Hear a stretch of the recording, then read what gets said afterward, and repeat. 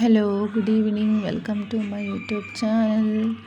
അപ്പോൾ എല്ലാവരും ചായയൊക്കെ കുടിച്ചെന്ന് വിശ്വസിക്കുന്നു. അപ്പോൾ ഞങ്ങളെന്ത് ചായയൊക്കെ കുടിച്ചു. അപ്പോൾ വൈകുന്നേരം കഴിക്കാനായിട്ട് ഇന്ന് ഞങ്ങൾ എന്താ ഉണ്ടാക്കാൻ പോകുന്നതെന്നറിയാവോ? വേറൊന്നുമല്ല, തക്കാളിച്ചോറാണ്, ടൊമാറ്റോ റൈസ്. അപ്പോൾ അതിനായിട്ട് അമ്മ ഇവിടെ സവോളയും പച്ചമുളക്, ഇഞ്ചി, വെളുത്തുള്ളി, തക്കാളി എല്ലാം അരിഞ്ഞ് വെച്ചിട്ടുണ്ട്. കുക്കറിലാണ് വെക്കാൻ പോകുന്നത്. അപ്പോൾ ആദ്യം കുക്കറെടുത്ത് എണ്ണയൊന്ന് ഒഴിച്ചു കൊടുക്കുന്നുണ്ട്.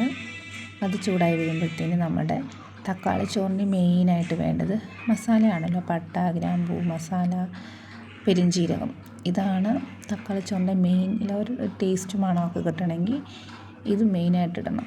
അപ്പോൾ ഇതിന് വേണ്ടിയിട്ട് തന്നെ മേടിച്ച് വെച്ചിരിക്കുന്ന ഞങ്ങൾ ഇടയ്ക്കിടയ്ക്ക് തക്കാളി ചോറ് ഉണ്ടാക്കുന്ന കാരണം മസാല ഇപ്പോഴും ആവശ്യമുള്ളത് കൊണ്ട് തന്നെ അത് മെയിനായിട്ട് അതങ്ങ് മേടിച്ച് വെക്കും. ഈ എണ്ണ ചൂടായി വന്നു. അതിനകത്തോട്ട് നമ്മുടെ എടുത്ത് വെച്ചിരിക്കുന്ന മസാല ഇട്ട് കൊടുക്കുക.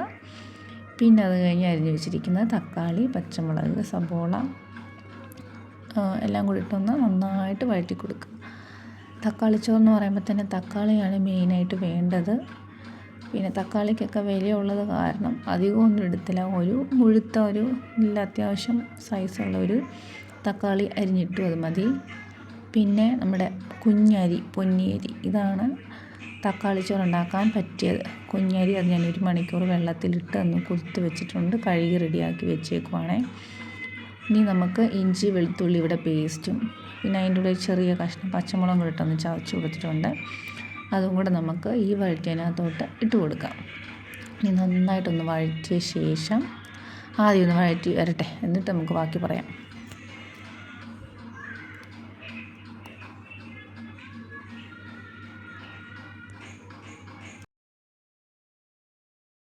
തക്കാളി, ഉള്ളിയെല്ലാം നല്ലപോലെ വഴന്ന് വന്നിട്ടുണ്ട്.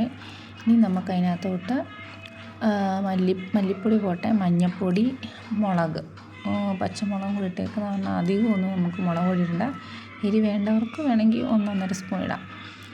അതെല്ലാം ഇട്ട് നല്ലപോലെ ഒന്ന് വഴറ്റിയ ശേഷം നമ്മൾ കഴുകി ഇവിടെ എടുത്ത് വെച്ചിരിക്കുന്ന അരിയും കൂടി ഇട്ട് നന്നായിട്ടൊന്ന് മിക്സ് ചെയ്ത് കൊടുക്കുക.